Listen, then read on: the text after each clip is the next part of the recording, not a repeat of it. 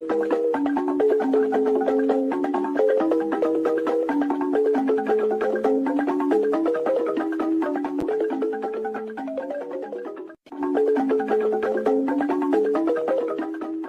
have no mercy for those that come to disrupt the restoration of this struggle. We don't negotiate with anyone. We will never do that. Because when you do things like that, you encourage the same thing to be inside the government, and they will continue to do what they are doing. There's an added access to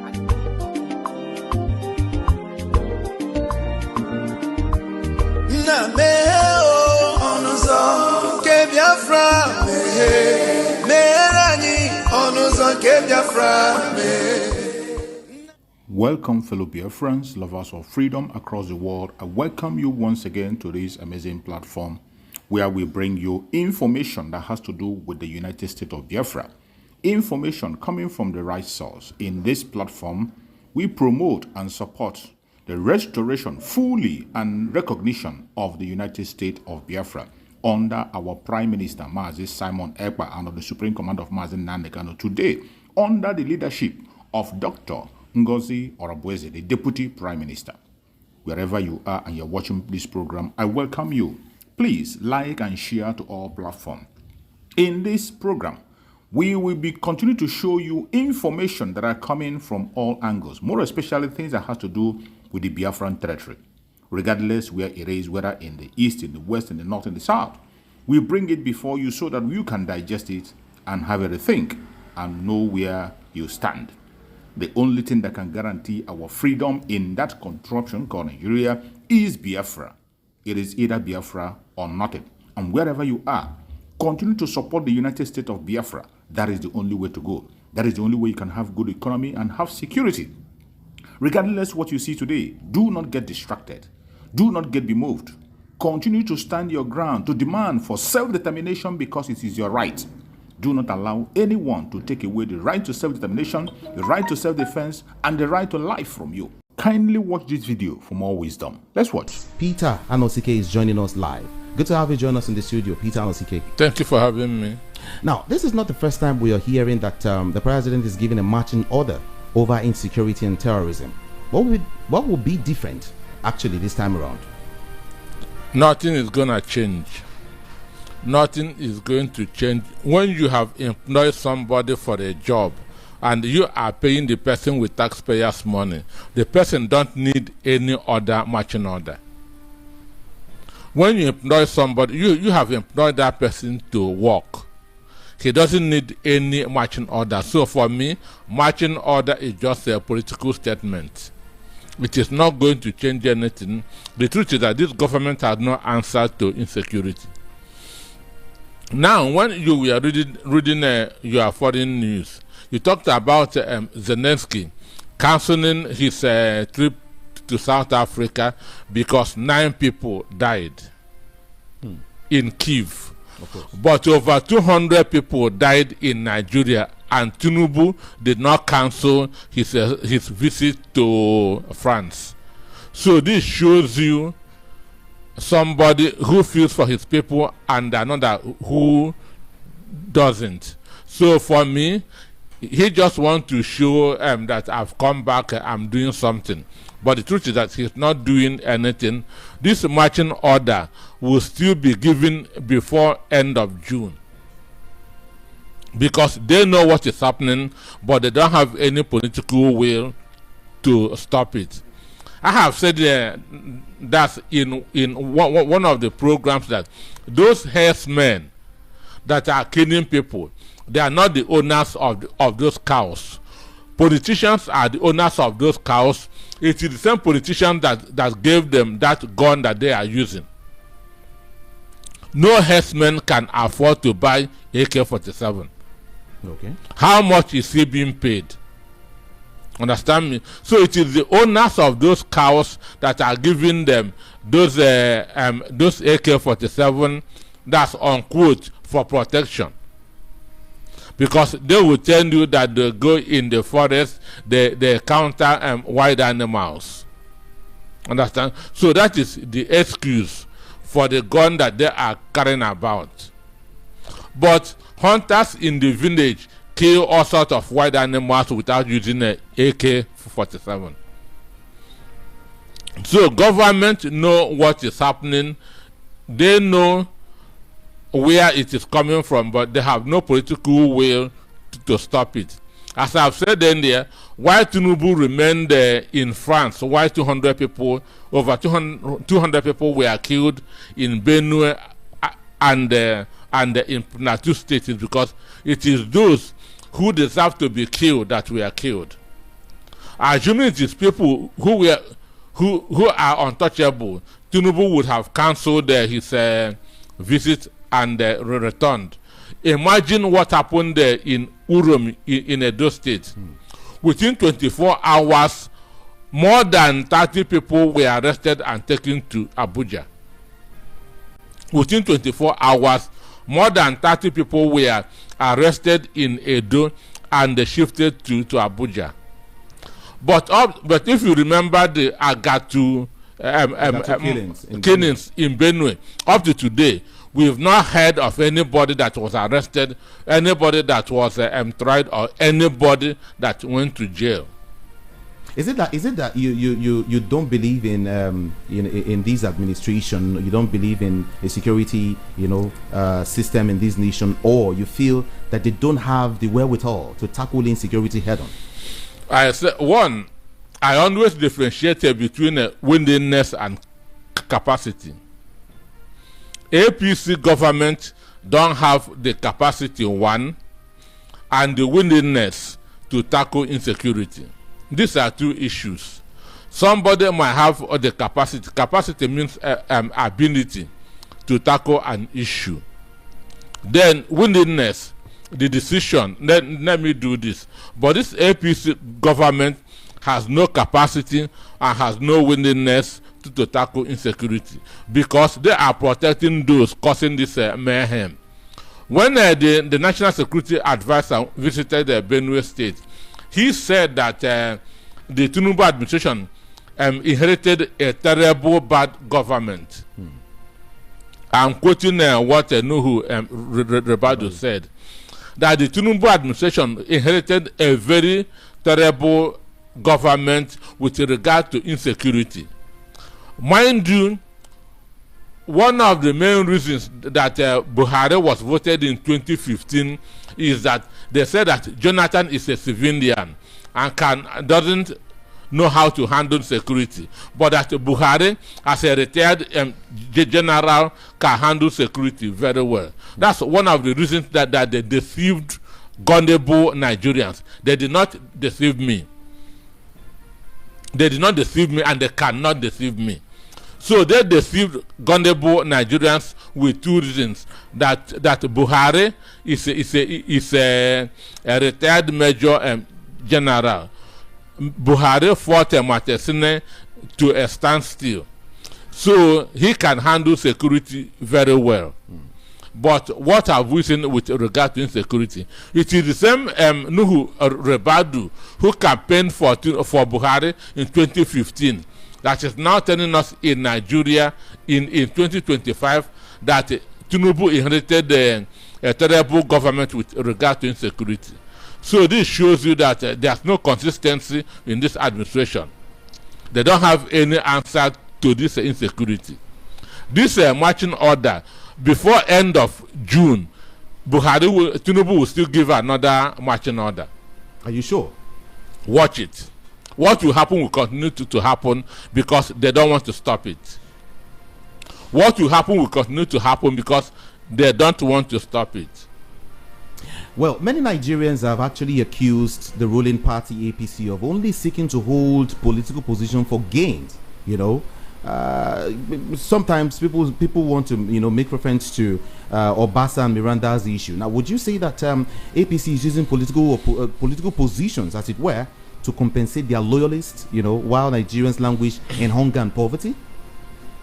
When APC was being formed in 2013, 14, 15, their mission is simple. PDP has ruled for 16 years. we must also rule for 16 years. So the interest of the people is not their business. The welfare of the people is not their business. That is why 200 people will die in Nigeria and Tinubu will stay comfortably in France. The welfare of the people is not their business. Their concern is to rule there for 16 years because PDP ruled there for 16 years. That's their agenda. That's their mission. That's their vision. Well, whether we like it or not, the people will still need to vote to elect their, preferred candidate or chairman. But a lot of political, analysts have predicted that the APC will sweep a lot of seats, if not all, in 2027 due to their, popularity and, of course, their strategy. Popularity is out of it. APC can never be popular. Nigerians don't know how to differentiate between that's being notorious and being popular. You can only be popular for good thing. Understand me? So APC cannot be popular. APC is simply notorious. People are saying that Wike is notorious. Wike is not popular. So there's a very big difference between being notorious and being popular. APC can never be popular. Well, I am not saying I don't want to tow your path, but then I feel one can be popular. You can only be or negative. You can be popular only on the positive side. You can be notorious on the negative side. So we should know how to differentiate this. Understand me? We cannot. P2B is popular. Nelson Wike is notorious. So this shows you the difference between these two words. You can be popular for something positive. Understand me? But notorious, when you are notorious, people know you, but not for the right reasons.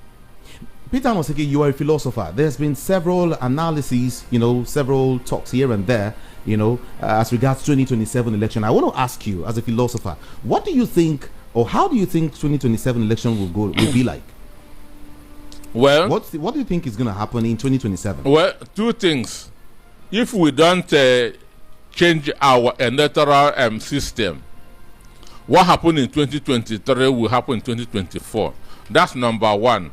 Number two, if there's no strong coalition, with the sabotage, with the treachery that is going on in this country, if there's no strong coalition, Tinubu will still win in 2027. There's no two ways about it. Some will tell you whether there's a coalition or not, whether strong or not, no, Tinubu will remain as the president of 2031. If there's a strong coalition, Tinubu will lose his base as a lost in 2023. Understand me? If there's a strong coalition, Tinubu will even lose Southwest. Because right now, people are not going to vote in 2027 because of the experience of 2023. There's apathy. They feel that their votes did not count in 2023. Okay. So the only thing that can bring them to vote is strong coalition. If there's no strong coalition, in 2023, we recorded about 29% votes. But in 2027, we are going to record less than 20% vote. Because there are going to be strong apathy if there's no strong coalition. Now, listen to this. Dele Momodu accused the president, Bola Ahmed Tinubu, of using strong arm tactics in pressurizing the opposition to defect to the ruling APC. Now, he claimed that fear was driving politicians to the APC and not genuine loyalty. Do you agree with Dele Momodu? 100%. Because for me, I don't see anything enticing in APC. We measure performance of government by the quality of life of the people. So when we do an appraisal of Tinubu's 2 years in office, would any right-thinking person give Tinubu up to 30%? The answer is no. If there's a referendum on Tinubu's 2 years, would any right-thinking person, would any sincere person, would any person with conscience give Tinubu above 25%? The answer is no. So then what is driving people to APC? It is fear. Because because there's nothing good in APC. What is the quality of life of Nigerians under Tinubu's 2 years? What is the quality of life of Nigerians since 2015? We have been going from fire to fry pan. So what would entice any right-thinking person to APC except fear? And mind you, Okay. Ifeanyi Okowa has a case with EFCC, and somebody can easily threaten him with a jail term. So for me, I'm not surprised that that this is happening, but I know that something is going on behind the scene, because no right-thinking human being, no right-thinking person will join APC. Understand me? For what? What have they done? Can you mention one achievement of APC in the last 2 years of Tinubu's administration? You know, let's look at the gale of defection here and there in Nigeria. One would wonder, what could the president have, you know, over the governors and some of these persons that he is pushing them, so to speak, to move from their party to the APC? Well, it is one, it's selfish interest. An instance, if you read what Pastor Ono, or whatever is his name, of Akwa Ibom said, he said, if I support Tinubu in 2027, Tinubu will support me. If I support him at the federal, Tinubu will support me at the state. Which means his interest is how to secure his own second term, not the interest of the people, not what his people are going through. Understand? So these governors, what is driving them is their second term ambition, and not the welfare of the people. Peter Nosike, let's look at it critically. Could this be could these plans, you know, of defection be the reason why the PDP governors refuse to join the coalition? A lot of them don't have the interest of the people at heart. Understand me? A lot of them are cowards. A lot of them have skeletons in their cupboard. So this is what is pushing them there. One, some of them have skeletons in their cupboard. Two, they are not sure of winning election in their party now, so they feel that they will be more secured in APC in 2027. Then three, for those in the southeast, what Tunde Yusuf did to Omahi, Ben Ayade, Rotimi Amechi, that game is being played again, because in 2022, one Tunde Yusuf promised Dave Omahi, if you cross over to APC, we will give you a presidential ticket. The same Tunde Yusuf promised Rotimi Amechi presidential ticket. The same Tunde Yusuf promised Ben Ayade, the former governor of Cross River State, presidential ticket. So all of them cross over to APC. So right now there's a game going on behind the scene, that in 2031 that the northern presidential candidate of APC will pick somebody from the southeast. Understand me? Okay. So governors in the southeast want to cross over so that it will be them that will be picked as a vice president. Oh, really? So this is what is going on. So this is why some of them are showing interest in crossing over to APC. As again, selfish interest, not the welfare of the people.